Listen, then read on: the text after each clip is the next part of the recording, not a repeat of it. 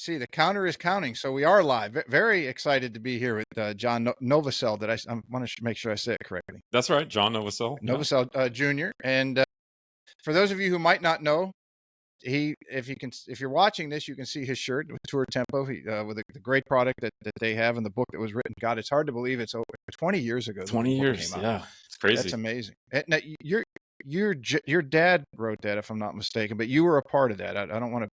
I want to get that correct. Yeah, and I think that's something to really put out there because my father just recently passed, and my dad came up with the concept for Tour Tempo. And then this is an amazing story. And since we have time, I'll tell you the full details. Absolutely. He did a search on Google, which back in 2004 was kind of unique to do. Or probably even the year 2000 at that time. He said, golf writer, Kansas City. And he found a guy named John Garrity. And John Garrity is an amazing writer that wrote for Sports Illustrated and Golf Magazine for over 30 years. And John's depth and breadth in the game of golf is just unrivaled. John actually won some really cool career awards later in his life and was well loved over at Golf Magazine and Sports Illustrated.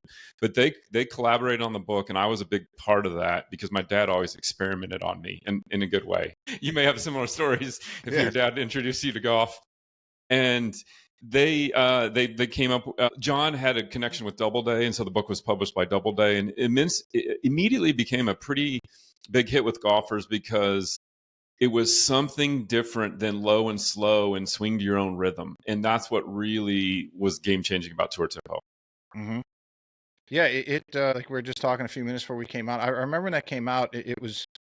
Luckily for me, tempo and rhythm have been my strong suit. I got a lot of other problems in my swing that seem to creep in at the worst possible times. But I tried it a number of times. I'm like, yeah, I like it, but for me, I just seem to be on.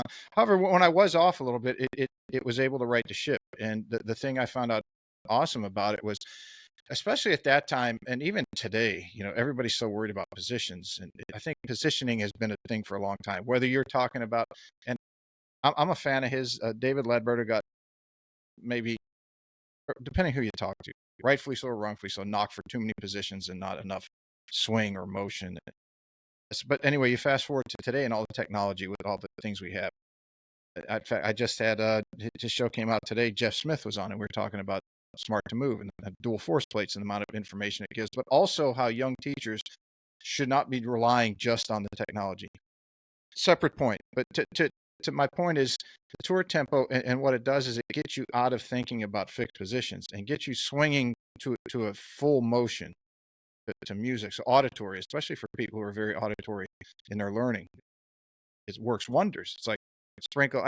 Whenever I use it with students, I walk up to them with some sand, I sprinkle it on their shoulder. I said, that's the magic teaching or coaching does it. So I love that. Can I use that? I'm going to start using absolutely. That. Yeah, I might just let you just keep talking because what you're saying is great. I think what's interesting is you're actually talking about one of these side benefits, and you think that's more important than the actual benefit. Because for a guy like you that's played golf and been at a high level, and you've already had good rhythm, this will completely shut your mind down from those thoughts because there's no time to think, right? Now, for the average golfer, their tempo probably might not be good. And they probably never had a good way to work on tempo other than trying to swing smooth or easy or whatever those words even mean, right? And so what you can do with Tour Tempo is get the right tempo, which is, by the way, 3-to-1 ratio of backswing to downswing on full swings. And then B, it's faster than most people think, right? Rory McIlroy from takeaway back to impact is under a second. And the average golfer is like 1.5, 2 seconds. And C, work on this fundamental. This is a fundamental of the game, right? You even mentioned it. Tour or tempo and rhythm are fundamental. But what do we all do? We work on positions and all these things. And think about it. A golf swing is a flowing motion, right? So Tour Tempo allows you to do all those. But the greatest benefit is that your brain, you can't be thinking this whole time or even think at all while you're doing the Tour Tempo app or the Tour Tempo tones, which we should get into those. So in case the user doesn't know what it is, they can understand that. Yeah. And I do want to get in it because one of my questions is on, as I was not to not use I'm very pro that app that you have, and I recommend everybody, if right now, if you're listening on your phone, hit pause. We're still going to be here and recording, and you can listen to the rest. But go to the App Store, go to Tour Tempo. I think it's $24.99 if I'm not mistaken. One-time fee. You don't have to pay any monthly fees or anything. One-time fee, you're done. And yeah, exactly. So go ahead and do that. We'll wait a couple seconds, but we're back here anyway. If somebody, okay, let's take an assistant pro nowadays. They're barely making enough to pay the bills, and if they're married or they have a kid or two, and they can't find $25 for whatever reason, right? As I was playing, I've had people ask me, and this is where the question came from, and then I'll jump back to the very beginning. We'll start like Yellowstone last night. We'll start in the middle of the story, and then we'll jump back to the beginning of it. But if somebody's just having a hard time, and if they have a metronome and they set it on 3-1 on the beats, how do they know what speed it would be on it? Because it goes from, I think, 20 to 180. So how would they know where they should set that speed, even if they still have the 3-1 ratio? I'm not super well versed with metronomes, because the metronome is only going to have 2 beats. So you're not going to have that third beat to do what Tour Tempo would do. What I would say, if you absolutely don't have the money at all, watch some of the videos on my Instagram. Obviously, that's free. And you can hear those beats in your head and just try to replay those. And the other big piece of it is get the Tour Tempo frame counter app. It's free. Absolutely free. Tour Tempo frame counter. And you can go on there and count your frames. Find out your current tempo. Because I've got an ironclad deal for your listeners right now.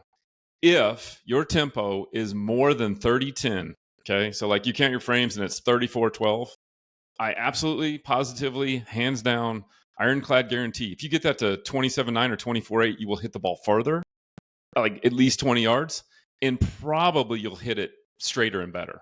Because if you're more than 30-10, you're taking so much time to make the backswing and downswing.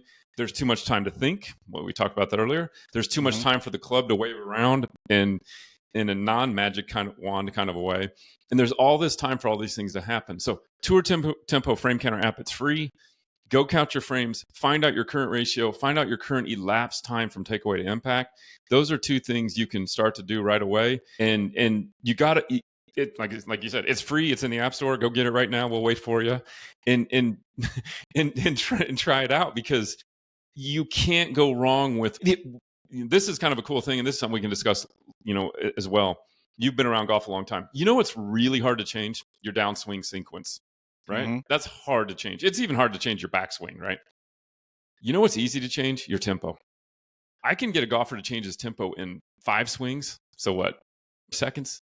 You can change now it won't necessarily be ingrained, or it won't be feeling great or whatever, but we can change it and just immediately, quickly, dramatically. We can do all that quickly. And this is another beauty of Tour Tempo, is that we can make this change fast. And then you can start to see, once you get used to that, which does take, let's say, 5-10 minutes, what are the results? Is there more club head speed? Are you hitting it better? But those are the things I would do as far as starting free. Get that Tour Tempo Frame Counter app and find out where you are. There we go. So they do have a path to general understanding, and then they can take the next step from there. To jump back to the beginning, just some people, as it's 20 years old, maybe they weren't born yet when the book came out and the disc came out. They might not even know what a disc is. Yeah. But if we just go back so that most people have we can give them the basic understanding of what Tour Tempo is and how it came to be. Yeah. So my dad had been a golf inventor. He was a businessman his whole life, but really into golf. He invented a training aid to help you get further. We still sell it. It's called the Speed Ball. And it's a little Velcro product that you hit into. It gives you resistance at impact, which helps you get club head speed. This will show you, these young guys won't know this term either. It's called an infomercial.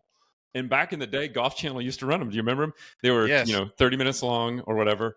That's where Orlamar got started too. You guys were on there. Orlamar was on there. There were a bunch of companies on there. Yeah, but that was sort of the big dream for a small company, was to do an infomercial on the Golf Channel and get your message out, because there was no social media, there wasn't there wasn't an iPhone, any of that stuff. And so in the process of doing that, we worked with a video editor, and when we were editing the swings, we noticed Jan Stevenson, who was a former women's U.S. Open champion, incredible golf swing, by the way. Look her up. She's from Australia.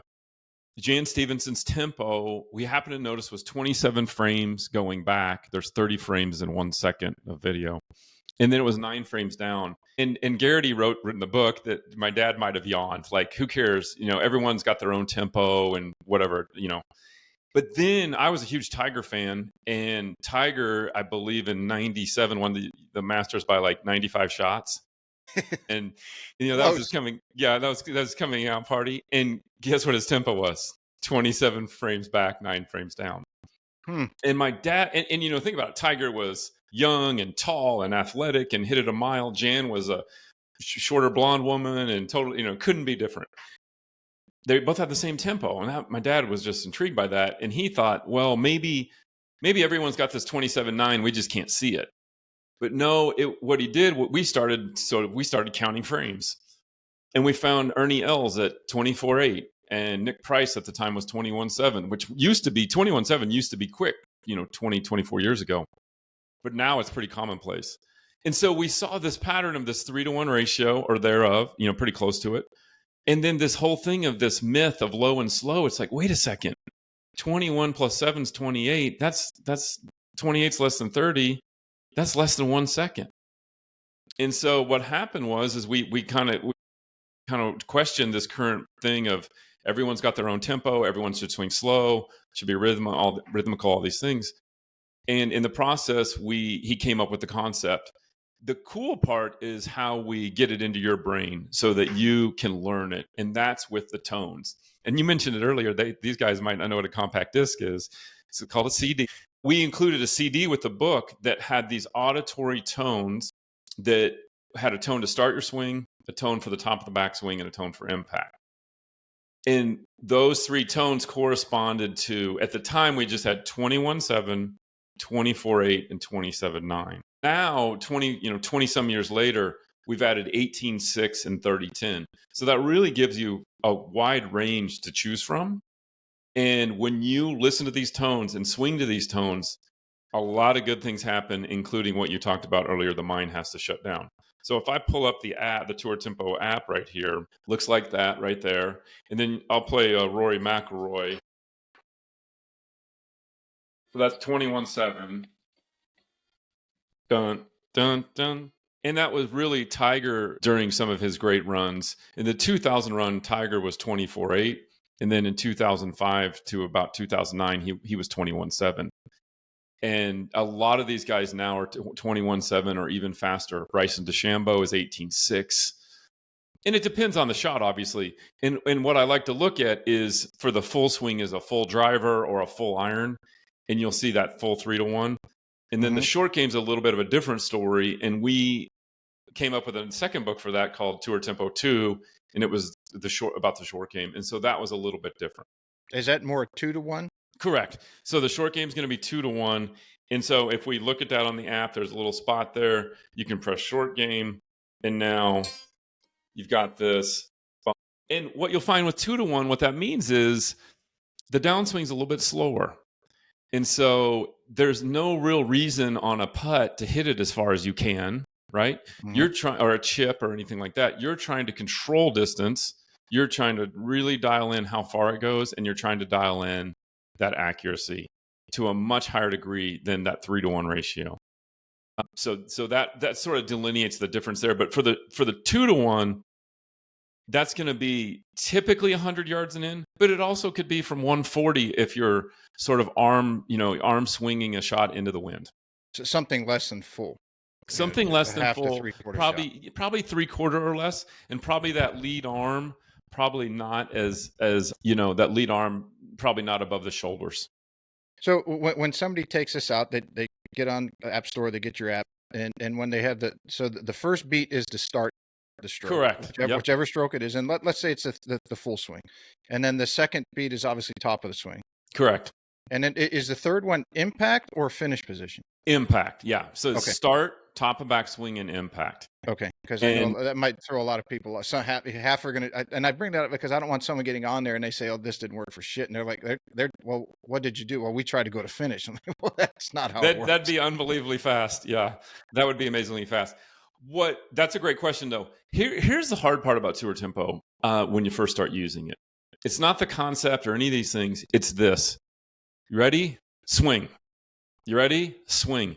So what you have to do is you're getting up and you're listening to these tones and it's going bump, bump, bum, bum, bump, bump, bum. You need to sort of dance. I like to call it dancing because we're listening to music, but everyone dances in the ball a little bit differently. Everyone has well, not everyone, but a trigger really helps when you're using tour tempo. Gary Player had a knee kick. Sergio had the thumb deal. Jordan Spieth did a thumb thing. Tiger kind of had a pressure down. Rory has a pressure down. So if you have a trigger, that will make it much easier to do tour tempo because you can use the trigger right before that first tone, and then that can start your swing. I recommend a trigger for everybody anyway, because I think people tend to stand over the ball for too long. The bacteria, the petri dish, it grows of That's a great way to thoughts, it. Right? Yeah. And the longer you're there, the more you think. And so I like to have sort of getting up, using a trigger, and then there's no time to think because you heard those tones, bump, bump, bump. There's not much time there.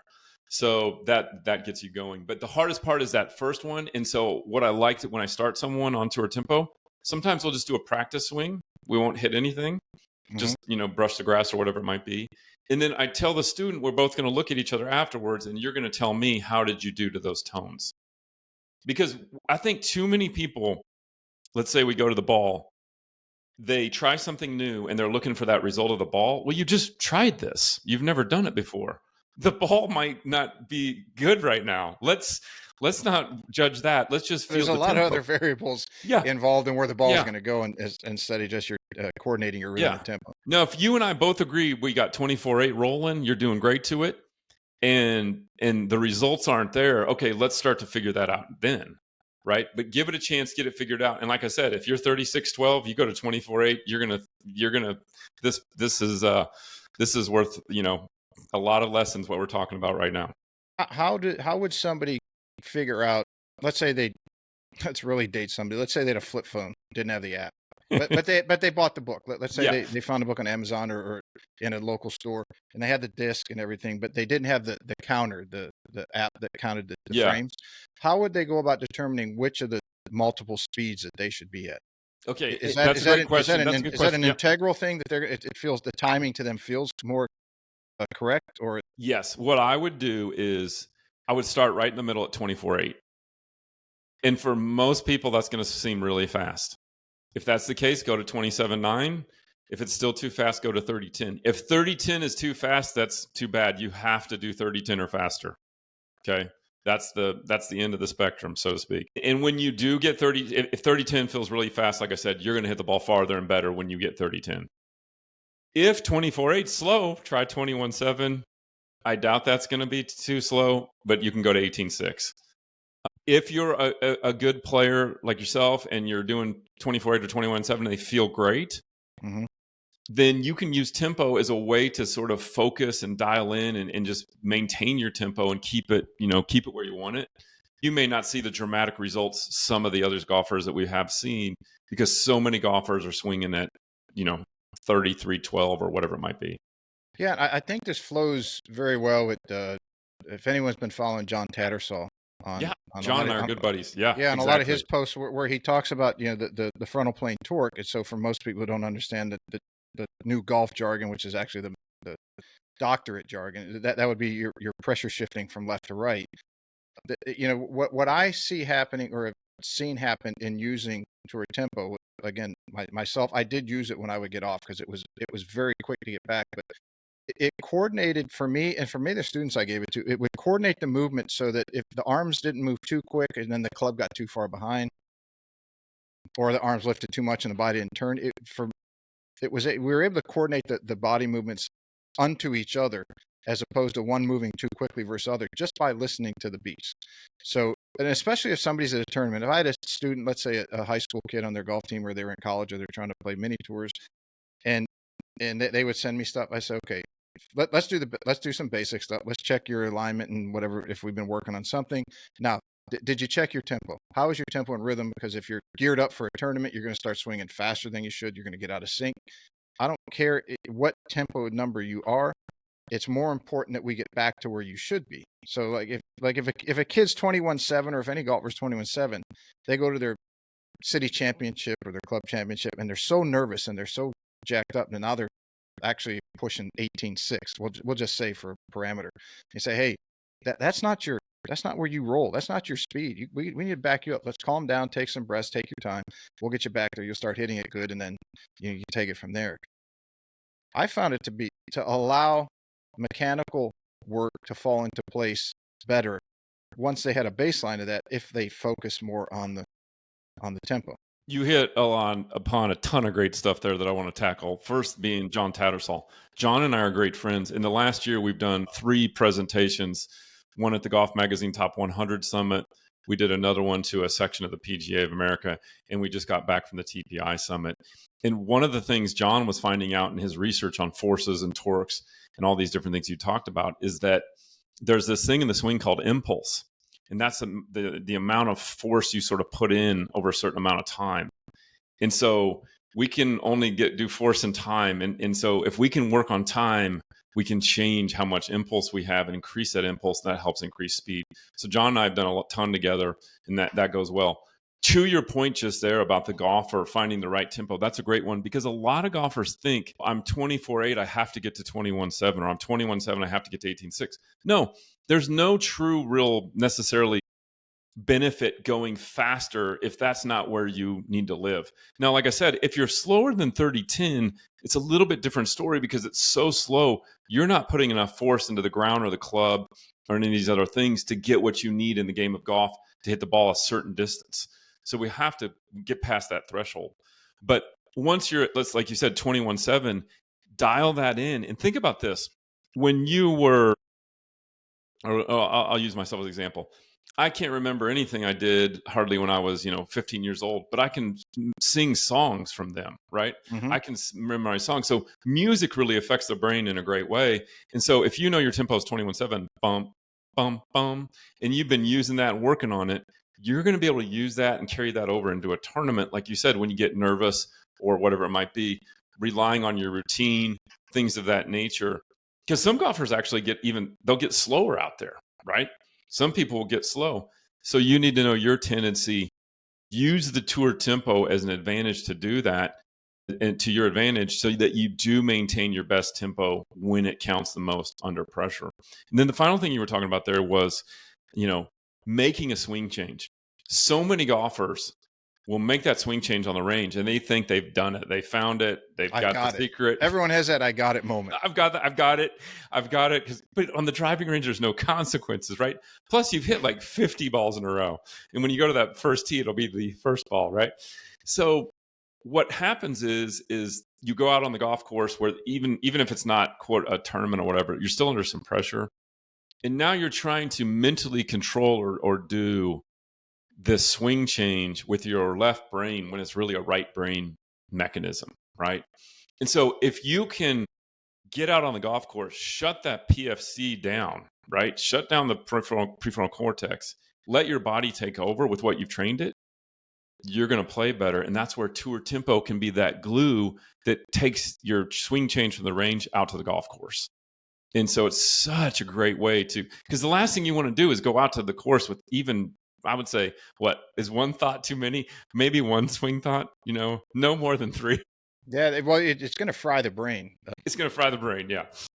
If you build up enough endurance, it's going to fry. It might not fry it in the first round or second round. It's going to fry it in the third or fourth round. Right. And now, if you're a professional, for all you young tour pros out there, I can attest to it. You get to the final round, and even if you can stretch it out to the back 9, if you're trying to focus on that, on a swing tweak, and trying to focus on what you're trying to, you're looking to accomplish, you're already running the RPM in the red. Yes, let's use one of John's analogies with the BMWs. If you're already in the red and you just touch the accelerator a fraction, you're blowing an engine. And how many players at all levels, we see them, they get to Sunday and they just go backwards. Now, there's a lot of things. I know that somebody will probably comment on social media, oh, no, you don't know what you're talking about. This guy did this, or, he put his dog down 2 days before and he just caught up to whatever the reasoning is. But what I'm saying is and what you're alluding to is you cannot think consciously about things and still play good golf. That's right. And not at a consistent level. Yeah. And that's what tour tempo helps you do. On the flip side, which is kind of cool, what do most normal golfers do, average golfers do on the driving range? They just kind of hit balls mindlessly on the range, right?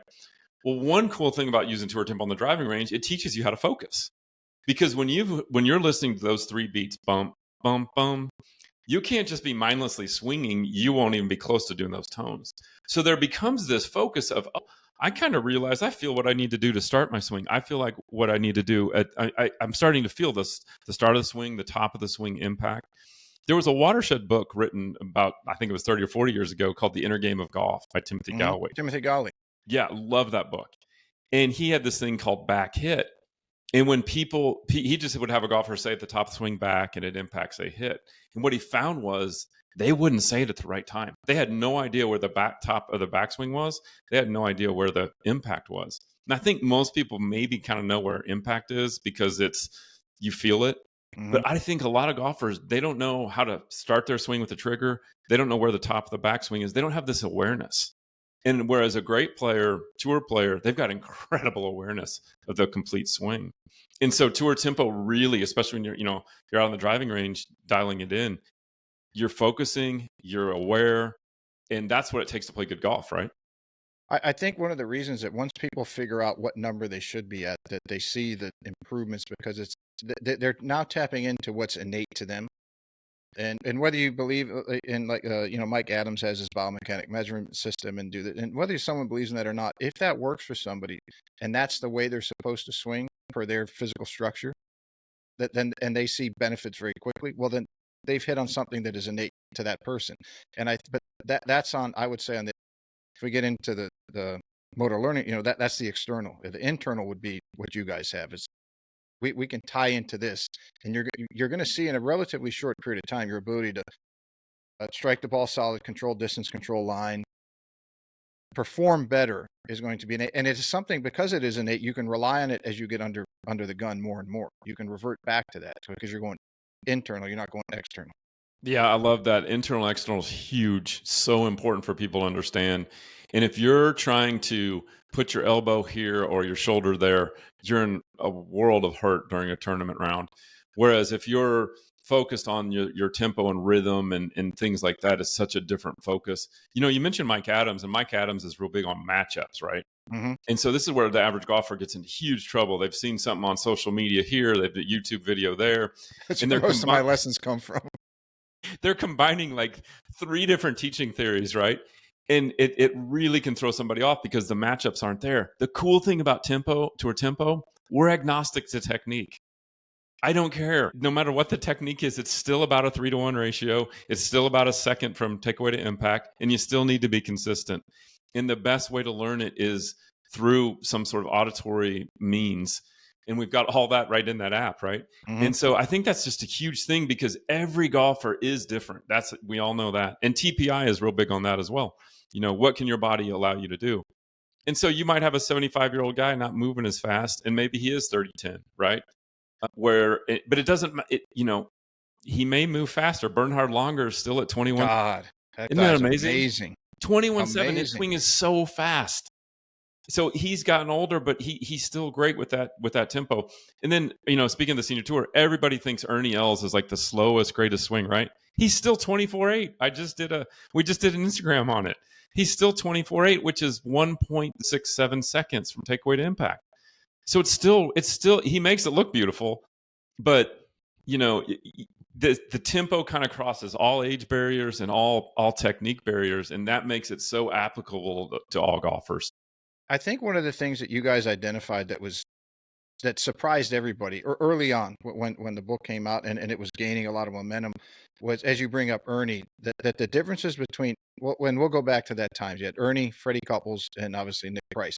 And the difference between the 3, they were all in the 3-to-1, but everyone was surprised that I think it was Ernie and Freddie. It was Ernie and Greg Norman. Okay. Yeah, that's a great example. Everyone thought Greg Norman was much faster. But yeah, my dad, they brought that up in the book, is everyone thought Greg Norman was much faster, but honestly, Ernie Els and Greg Norman were about the same, and Ernie might have been a touch faster. So it's just amazing that the naked eye, when we see a tour pro, the reason they look slow, and John Tattersall talks about this, is they get a lot of work done early. Okay, they're not low and slow. They're getting work done early. And then at the top, they don't feel rushed because they're up there fairly quickly.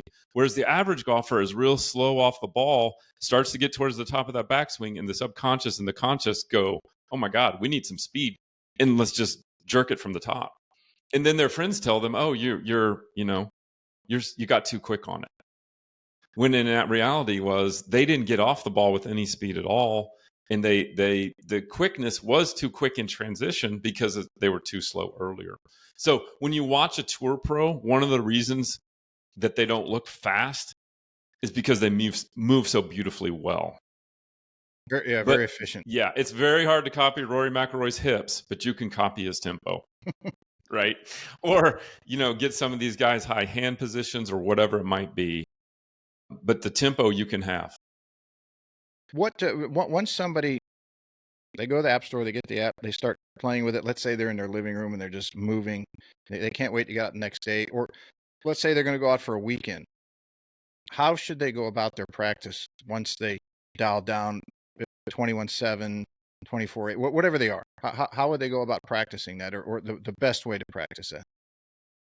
There's a lot of ways to do it. In the beginning with tour tempo, I'm a big fan of block practice, because you just started this and you're still dialing in your routine and your trigger and all these things. So I'm a big fan of just hitting shot after shot with the same swing, same tempo, and really dialing that in. Once you have that dialed in, you're now ready to just use any practice modality you want to use, whether it be random or whatever you want to do.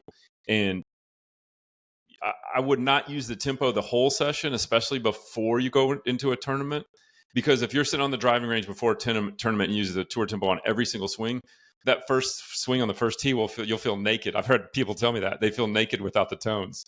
So I would do maybe two swings to tones, one or two swings no tones, and then something like that. But definitely use your tones to just dial your pattern in and dial your rhythm in. But then take those away so you're used to hitting shots without the tones. The other thing I would do, which I'm real big on, is waggling to the tones. So bum, bum, bum, doing a little waggle to those tones. My Instagram editor, we had a great video of Sam Snead, and he was 21.7, which you'd think, you'd think he'd be so much faster. But we found another video we did last year, and when he was waggling, he waggled to 21.7. Which was, I'll have him repost it. It's amazing to see that. And people, even in the comments, noticed it because it was so apparent. And a lot of golfers waggle the way they swing, at least the good players.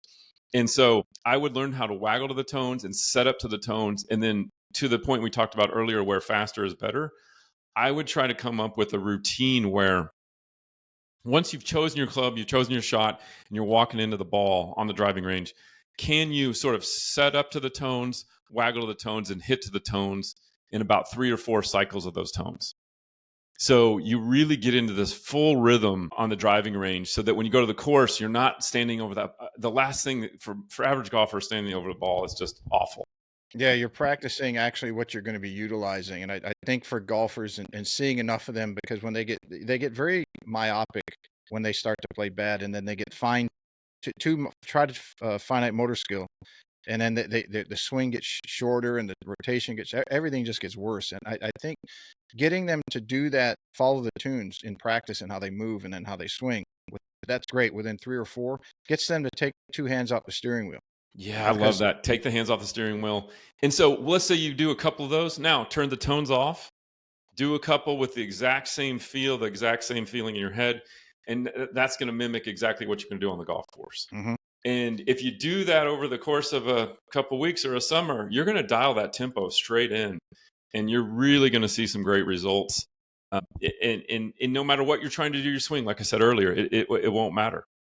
Have you seen that when people start to use this, I'm just going to use random numbers. Let's say it takes them 3 weeks to really dial in, to get a good handle on it. And then they might, in the beginning, they might be able to go play for a week or 2 and not really have to do it. And then, it gets off. So then now they got to go back. But it only takes a couple sessions, and then they got it back. But it starts to get longer and longer. Once it gets ingrained, the more they do it over a longer course of time, that now they maybe only have to go back once a week for a 20-minute hitting session, and they're dialed in for that week or for 2 weeks, and then they do it again. Kind of like going to a chiropractor. Yeah, if you go to a good one, you only have to go once every so often because you're pretty good. Have you found something like that where Yeah, the for more they sure. do I it, mean, it's more absolutely. I ingrained? think you described it great. Like you really spend some time learning it and getting it dialed in, and then next thing you know, you've got it down for a couple of weeks. But then if you know, it depends on how much you use in the beginning, but you do always need to refresh it, right? You always need a refresher. One nice thing about tour tempo compared to us humans is we're always changing. Every morning when we wake up, we're a little different. Every time you go to the course, it's a little different. And the tempo will never change. So you can always go back to that and dial that in. I do find a lot of golfers that they use it as a concentration mechanism. So they use it just a little bit every time they hit range balls. But you're right. Once you dial this in and use it maybe just even once a week or less, you're going to maintain it. It's really great that way in that it sticks with you. It's not like it's going to go away. I use something very similar in putting. Once I realized that John and I have been very respectfully debating that I call it gravity putting. He says no, that there is some force applied. So we differ on that. And I'm meaning to go up and see him because I'm in Hilton Head. He's in Atlanta, so he's about 4 hours away. So that we can talk about that, and I can check out his place and everything because I really like the work that he does. But one of the things that I found out in putting was, at least for myself and the students I've had, and I've asked them, I said, what's good distance control? And of course, all of them say, a 3-foot circle. I said, well, that's a 6-foot variance. So in my opinion, that's not a very good distance control. And they asked me mine, and I say, if you want world-class distance control in putting, it's getting it just past the front edge, whether it goes in or not, it can be left or right of the hole, or up to 21 inches past the hole, because that's 4 revolutions a second. So 5 1/4 inch. I don't want to get into the science of it and have somebody sit there and argue me on social media. But when I found out that if I took, all I had to figure out was how far to take back I use my lead arm, my left arm because I'm right-handed, as an example. I can take it back X far, and gravity is going to control the downswing speed. All I have to do is figure out how far to take it back. The same I would how far I'm going to lift my arm in front of me when I walk so that it's passing vertical as my foot plants or it goes past me. So once that's why I got the phrase, take your hands off the steering wheel. Once I got that and understood it and really ingrained it, and then on the putting green, and I was able to not go back to comfort on the golf course until I really nailed it down. I'll go for months and not touch a golf club. And some of my students will go out and play 9 holes, and I'll be 30 feet and I'll hit it 6 inches. Like, how do you do that? Because I did it, I ingrained it. And that's where I thought of the tour tempo and doing the same, because I think it's just basically the same thing. Well, I got something that's going to help you with your argument with Tattersall and the gravity piece of it. Perfect. I always use more ammo against You're going to love it. And this is a long answer. Luckily, this is the long form podcast because so if he's listening, you're going to get John, the full. Yeah, this might take a while. I'm coming for you, buddy. So this is a long answer to your short game question, but here we go. When the book came out originally, there was one of the head physicists at Yale. So this guy's really smart, like way smarter than us. He did a white paper on tempo in the golf swing. And we were using video, which was 30 frames per second. He used accelerometers, which was 240 frames per second. His name was Robert Grober. And Grober's a great guy. And Grober got the same results my dad did, right? He found that it was between, 2.5 to 3.5 was the rate, the average being 3 to 1. I've seen on tour, it's really 2.75 to 3.25. If you're somewhere in there, you're fine. So you don't have to be perfect. But he found all the same stuff my dad did, and he likened the swing to a harmonic oscillator, which is basically a simple spring, right? Spring-like mechanism. And so what Grober said, to get that 3 to 1 ratio, if you load this spring up and then you unload it with twice the force, that timing ratio will be 3 to 1. Okay, that's for the full swing. Now, subsequently, he's done a bunch of putting papers. And putting is just like a pendulum. Now, let me ask you a question because it'd be an easy answer. What is a pendulum driven by? Gravity. Gravity, right? Gravity never changes. Okay. So if the putting stroke is more of a pendulum, is driven by gravity, gravity never changes. What that means to us, and this is what Grober kind of explained to me, was that means that whatever force we put into the backswing, it's the same force coming through. We don't want to add any forces to this. No muscular contraction on the downstroke. That's right. So whatever force goes back, it's the same force through, and that will give you that 2 to 1 ratio. Okay, because on this spring that's a pendulum, this harmonic oscillator, that's what we're using. And so what you see with some of the worst putters is this huge help with that right hand, and they have this huge follow through right? They took the club back kind of short, they jabbed it through to get some speed on it. That's not a pendulum, right? If you took a pendulum back and forth and it hits something, the follow through won't be as far as the backswing. Yep. If you need to hit it farther, put more energy into the backswing, it'll be a longer backswing. So you asked me, about my participation in the books. Well, the Tour Tempo, the original was my dad and Garrity, and then Tour Tempo 2 was my dad, Garrity, and myself, and then Tour Tempo 3, the Force was just me. And in the Force, I write about what I learned from Grover. And this is a huge one also for chipping and pitching. If we're using the 2-to-1, it's the same amount of force back and through. So we don't want any sudden burst of acceleration. We don't want any sudden burst of speed. All that stuff's going to throw off your distance control. Put the energy into the backswing. It's going to be the same energy in the follow through. So you can either use those tones for the short game, bump, bump, bump. You can also think about the same amount of force. Now, where does that force come from? What does it feel like? That's a little bit different for everybody. But if you can kind of get in your head that this short game stroke, especially for putting, is a pendulum, no lever, driven by gravity, driven by equal forces, you're going to see your distance control get so much better and so good. Because you're going to have the same tempo on every stroke. All that's going to change is the length of the backswing, right? Mm-hmm. So your brain and your body all they have to wrap around in their mind is bump, bump, bump. And again, this one is very much trial and error on the putting stroke to find the one that works for you. Again, I would start in the middle at 18.9 and work your way either way. But if you look at like Tiger in his heyday, Henrik Stenson when he was a great putter, Jordan Spieth, these guys do not have big follow-throughs. It's almost like the putter hits a wall. Yep. And think about that. If there's no energy going into that ball, it hits the ball, it's going to kill the putter. So that's a huge, huge help for golfers. And it might also be a good way. You asked earlier, like, what's a good way to start with Tour Tempo? Well, Tour Tempo, maybe you start with putting because you're not really going to like fat a putt or shank a putt or anything. So you can use the putt, the tempo on the putting just to dial in. Okay, I'm going to move to these tones at these spots. But that my learnings from Grover were absolutely. He had a bunch of different things for me that were incredible, but that was one of them that I thought was very eye-opening. One of that I tell a lot of students on their putting when I getting them not necessarily. I'm not trying to get them to buy into it. I'm just trying to say, hey, you want a simple way to control it to absolutely phenomenally well. Is whether if they exercise or they go to the gym and they get on a treadmill. I said, you're doing this 10,000 times a day. You're swinging your arms. You're not having to think, well, oh gee, I got to take my arm up half an inch higher to make it fall past vertical, or when my opposite foot hits the ground. No, you do it naturally. And if they're parents, this is the great explanation that they really understand is, you have a teenager? Yeah. Well, have they been tripping or stumbling lately? Well, yeah, they went through a growth spurt. Okay. Well, because now their timing is disrupted and they have to naturally, the non-conscious of the brain is going to figure out how to re-coordinate that timing. Until it does, they're going to trip. So I was like, your kid's doing it.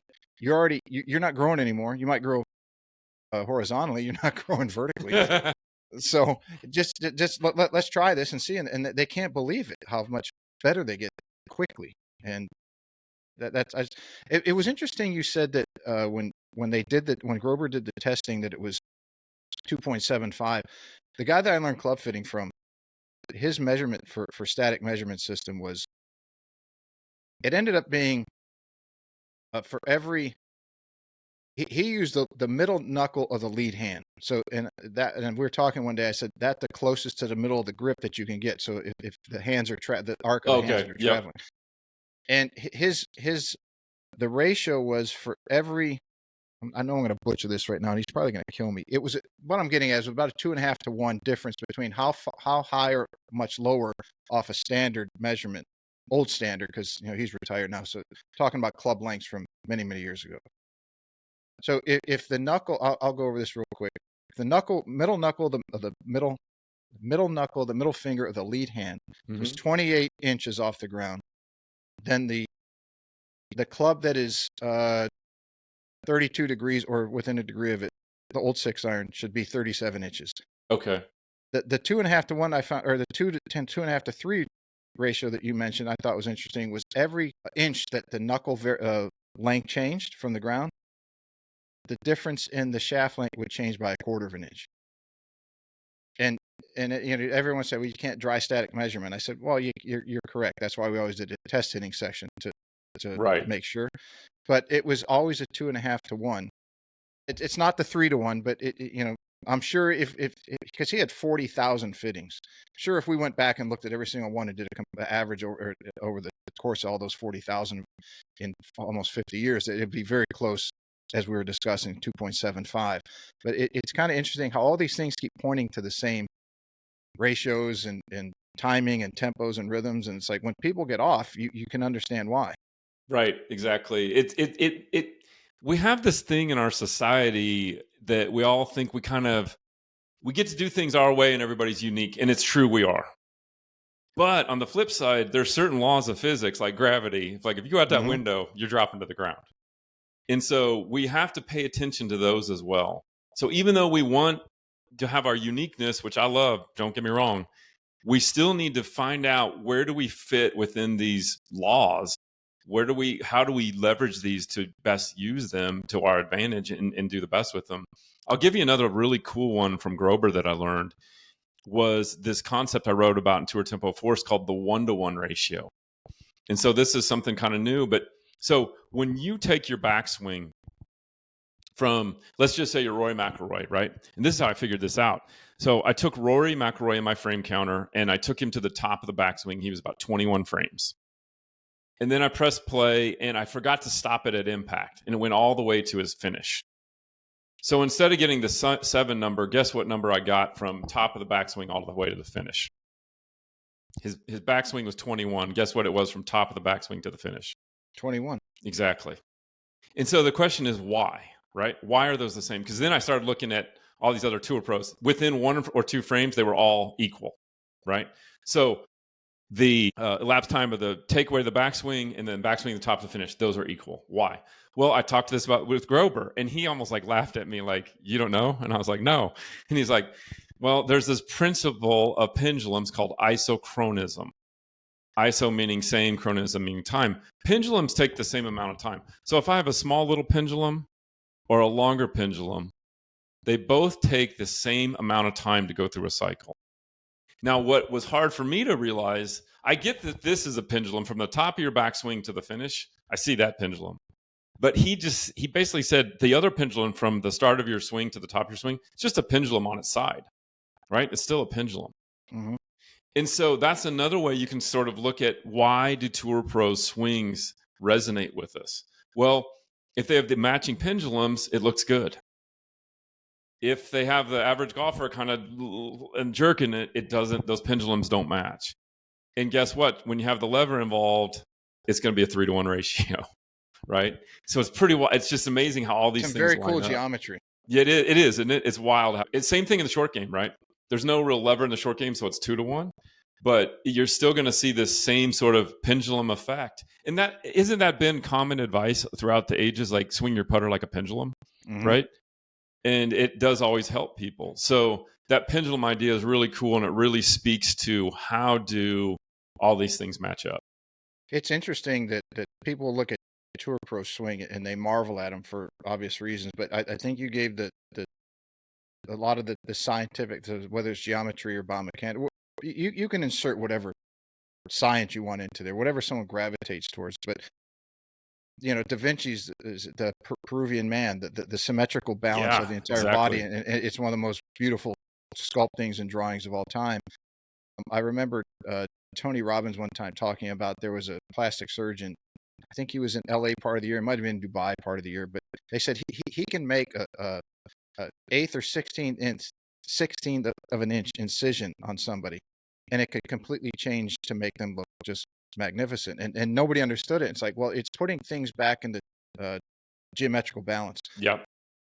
And anyone that's in, obviously there's different, I'm getting way off a golf topic, but there's, when you look at celebrities or models and they have, they're beautiful people. And then, but you take the most beautiful of those beautiful people, they're all symmetrical, but the other ones have more of the triangular shape to them. Everyone has symmetry, but then you're going to break it down to the best of the best, and then they have certain things about them. But it's all about symmetry, balance.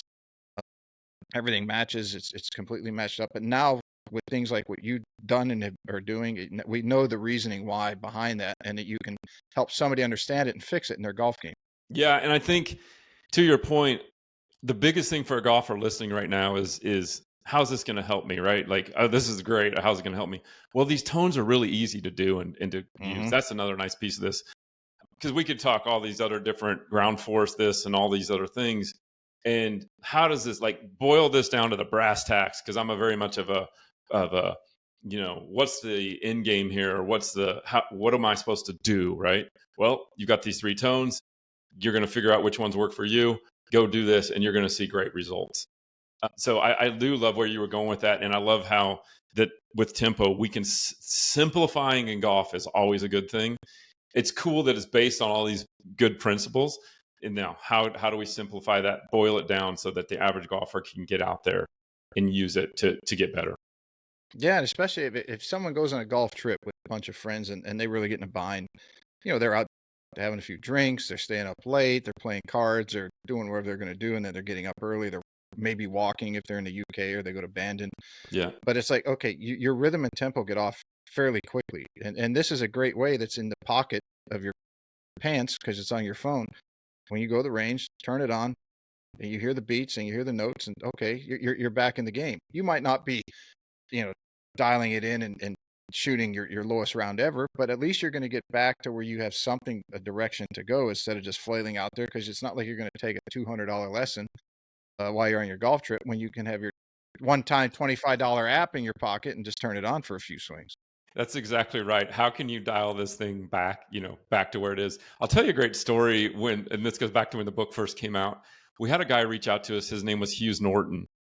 And Hughes was Tiger's agent at the time. And Hughes was the agent of Greg Norman, knew everybody in golf. And he told us when he got a great book that just came out of. Yeah, really. Yeah. Yes. Yeah. Anyway, he said to us, I've been around Butch Harmon, Greg Norman, David Ledbetter, Tiger Woods. When I got into this business, I was a pretty good 4 handicap. Now I'm a pretty weak 11. And then I read your book, went out the next day and hit the best shots I've hit in my life or in years. And thank you so much for freeing my mind. So here was the guy that had been around all these teachers, and every teacher told him a little, I'm sure it was all great advice, but it was a little bit different. And it kept just adding to the thoughts, right? It kept adding and adding. And then the tour tempo really just blew all that out, cleared that out of his head, and really freed him up to enjoy himself and to have fun.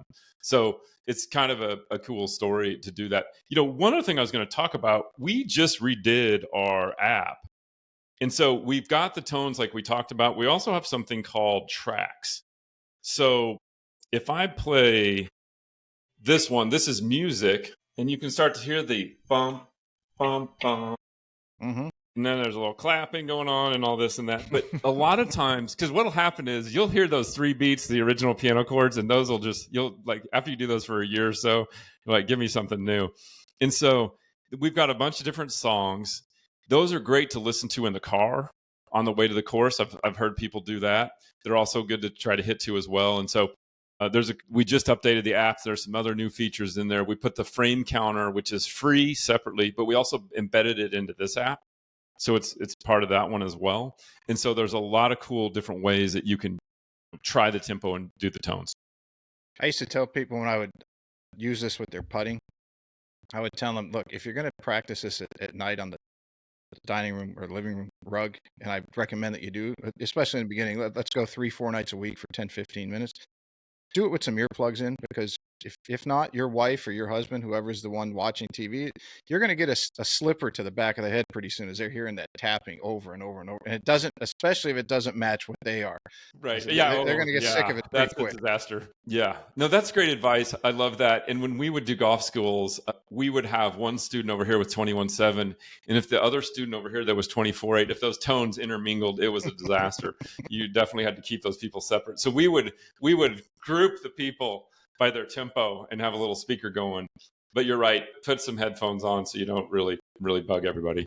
What's the biggest misconception about tour tempo, the kickback that you guys receive that is wrong or misconstrued or just? I think there's 2 big ones. I'm glad you asked that. I think the original one was, what we faced originally, slow, smooth, low and slow, all those different words that don't really have meaning that everybody, and also you have your own tempo, like it's your special tempo is so, you know, that kind of thing.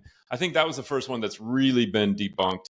The newer one that we're seeing is the emergence of some guys like Colin Morikawa or Sung Jae In, or some of these guys that are really actually slow backswings. And what people don't realize is these guys have unbelievable mechanics. If you look at Colin Morikawa or Sung Jae or Cameron Young in like just still frames, those are the like picture perfect golf swings. Mm-hmm. The average golfer doesn't have that, right? The other thing about these slower swinger guys is they all hit it plenty far. If they wanted to hit a lot farther, they could do it by increasing their tempo, right? And so the average golfer out there does not hit it plenty far. The average golfer really needs that distance. And tempo can be a way for the average golfer to increase that distance. So whenever I tell people, you know, hey, it should be about a second, this is what all these guys are doing, and I get some backlash, I reference something that I did with John Tattersall. I did some study I basically looked at the last 100 majors, and I looked at elapsed time, right? I also looked this at... is a cool, this is on your Instagram. This is a cool Yeah, this is post. pretty cool. I looked at the last 100 majors. Not only did I do ratio, but I did elapsed time from takeaway to impact. So talk elapsed time first. In the last 100 majors, 75 of those 100 wins was 1 second or less takeaway to impact. But if I expand that to 1.2 seconds, it's 97. 87 out of 100 major wins are 1.2 seconds or less. So my message to you guys do you want to be in the 97% or try the 3%, right? If you do want to try the 3%, go try it. See how it does. But also, you got to try the faster, right?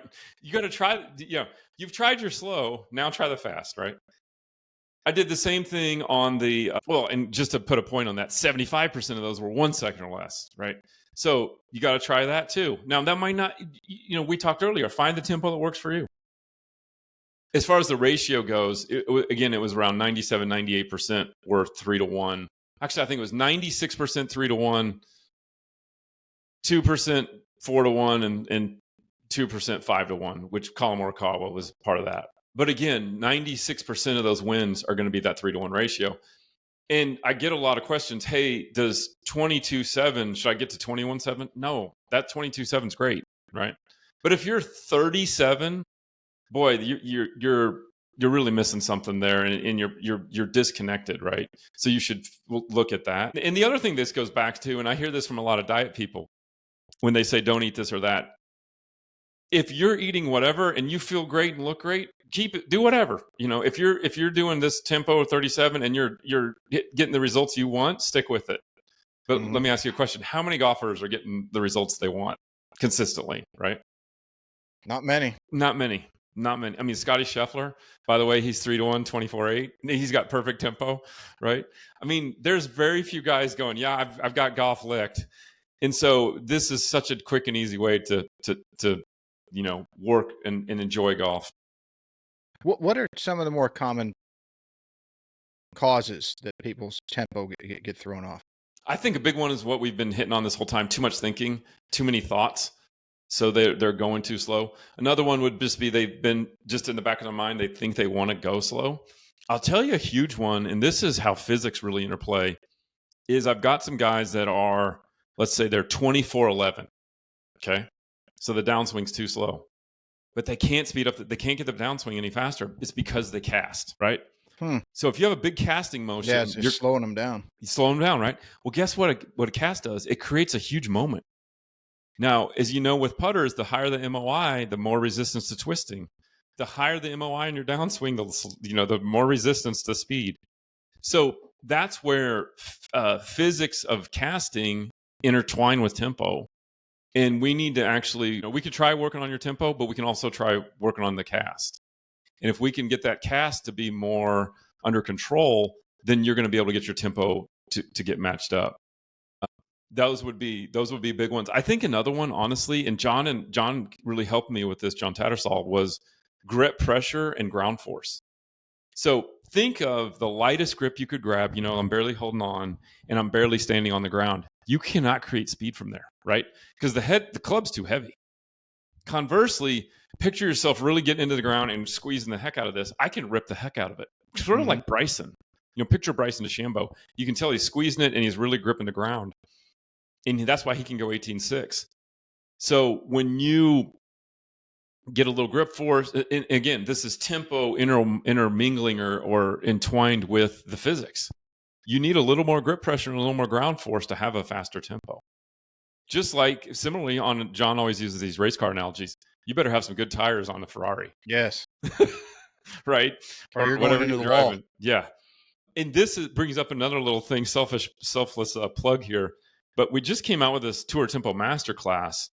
And I've got some videos in there where I try to take Tour Tempo to another level by talking about how to grip it for better tempo. I talk about how to use the tones for ground force, because I don't think people realize there's also a rhythm to using the ground. And everyone typically is way late, right? Everybody's late to use the ground.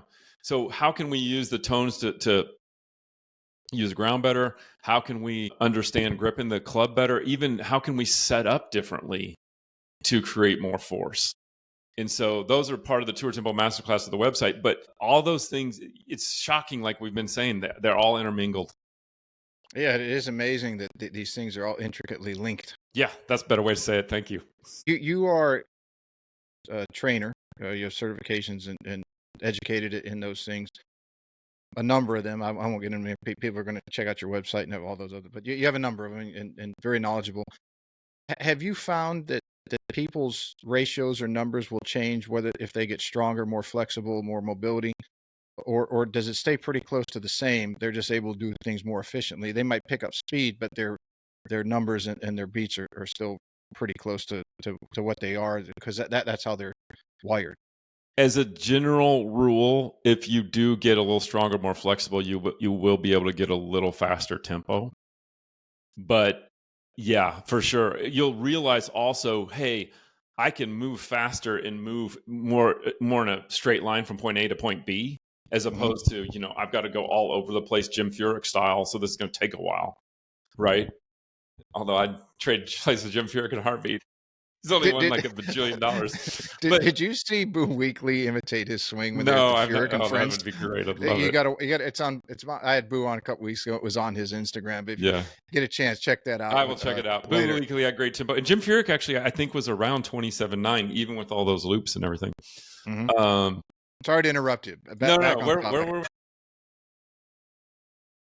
we? Yeah, no, I don't remember. Where were we? I don't remember. We're talking about training. Training, yeah.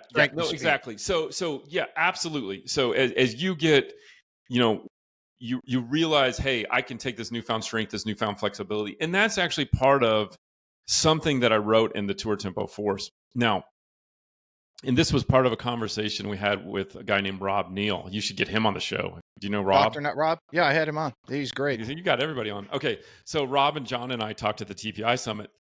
And after our presentation, he told us it was good and everything. He said, you got to make sure and tell people this, that if you take your tempo from 24.8 to 21.7, you're going to have more club head speed. But if you just shorten your swing to do it, you're not going to gain that speed, right? So you've got to take that. If you take the same amount of backswing, but you do it in less time, you're going to gain speed. Right. So that's a big piece of this. And that goes back to the impulse piece of it. Right. Make a greater impulse. But anyway, Rob's point was well taken. And what the reason I bring it into this discussion right now is that if you're more flexible, more fit, stronger, you're going to be able to make a longer backswing in less time. That's the key to power and speed. There's a video of Tony Finau going 210 ball speed, his full backswing, but he did it in 21.7. Right. Still really fast. I think John Rahm was in the 190s with a longer backswing. All these guys, Hideki Matsuyama, there's one of him with Fast Eddie. And he, instead of being like 30-10, it was like 24-8. And he was one. So yes, again, your body is so important. If you can get a little more flexible, a little stronger, you will be able to swing faster tempo. And if you can increase the length while you do that, you'll gain speed and you will very, very much be addicted to what you're doing. That's kind of what I've done with me at my size to do the speeds I do. If you look at mine, you've got crazy 180, 138 miles an hour. Yeah, and I hit 203 ball speed last year or this summer. And it's because mid-50s? What's that? And you're mid-50s, aren't you? Yeah, mid-50s. Yeah, Yeah. that's crazy. Yeah, I'm not a big 200 plus dude. I'm not a balls. big guy either. I'm not a huge guy. But if you look, I mean, I can get that thing almost perpendicular, right? Mhm. So I'm taking a very long backswing and I'm doing it in about 22 frames or so. So my goal is always be around 21.7 with that long backswing. So, but that just shows what's possible. And that's kind of what I've done. To your point, I've maintained my flexibility and strength as I've gotten older. And that's allowed me to keep my tempo where it is and keep the length and actually make a longer backswing. Yeah. Eddie was on the show. He was great. Yeah, and Eddie's watching, impressive. he's cruising at like 203 balls. I know he cruises it when I'm redlined, but have you ever met him? No, but he was about 6'5" or 6 or so. He is a big, strong man, and he's 53, so he's but he is a big, strong guy. Very impressive, yeah, for sure. I competed against him in Colorado, and he was hitting some missiles, yeah. But guess what his tempo is? 21.7. Wow. Yeah, he fits right in. So almost all the long drivers do. Yeah. He has that smoother. You would think that a guy that's that he's getting down under that, but I would say no. At the length that he's swinging, he would really have to be putting. I think he would run the risk of hurting himself in the greatest shape that he's in if he tried to get it down to 18.6. Yeah, there's no need to for him, especially with the long levers and the long shaft and all those different things. Kyle Berkshire is real close to 18.6, almost there. He's about 19.7, but he's a big, strong, young, athletic guy as well.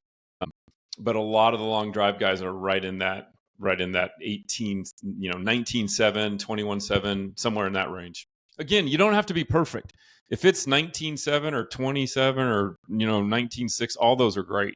That's what that's one nice thing about tempo compared to other things that need to be dialed in. Like it can be close. With a world that seems to be so heavily invested in technology and things advancing so rapidly, how do you keep something that is so simple and so effective relevant as the entire world, the mantra of the world, so to speak, and the golf industry will break it down to something smaller, is gravitating towards tech?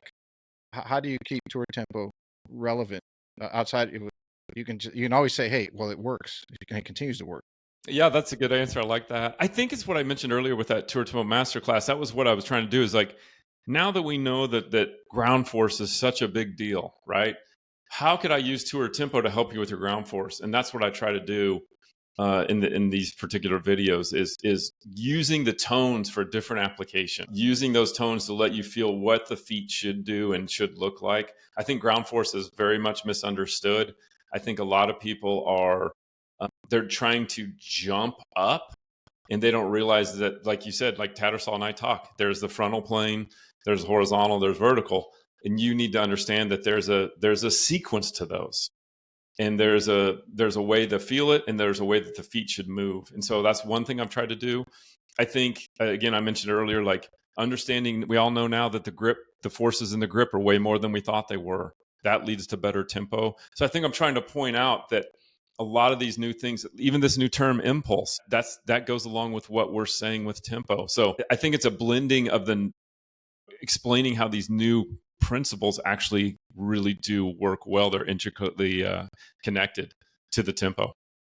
And the master class, will that be a link on your website? Because we'll have your website linked in the summary and everything. Yeah, it is. It's on if you go to tourtempo.com, it's right on there front and center, and you can check that out for sure. Yeah, and everybody, as we always do, we'll have John's link to his website and all his social media in the summary and the description. One click, you can get on there, check that out, sign up for it. Don't forget to get the app. You got a little bit of time, we can wrap up with the fun emergency 9, and then sure get you off to do some more important things than sit here and talk to me. No, this has been great. This has been really fun. That's the best compliment I get. I've very graciously have gotten that quite a bit, and it makes me keep going. And this has been, I think you're the 100th episode. Wow, that's awesome. Yeah, you've done an incredible job. It's really, we've gotten off onto some good subjects, and it's, when you do these, you want to try to always get something new in, because I've been on others. So I'm definitely gonna recommend this for everybody. Yeah. Awesome. All right. So the emergency 9 is 9 questions just at random.